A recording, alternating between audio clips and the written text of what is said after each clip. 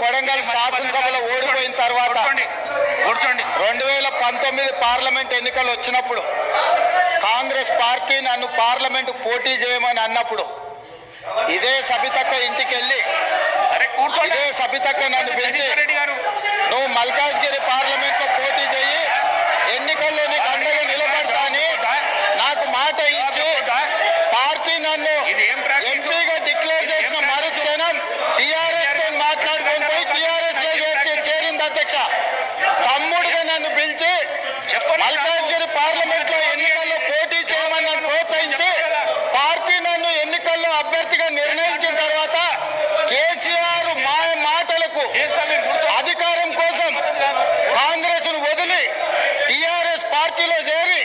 మంత్రి పదవి పొంది తమ్ముని మోసం చేసింది కాబట్టి ఈ రోజు నమ్మద్దు అని కేసీఆర్ కి చెప్పిన అధ్యక్ష.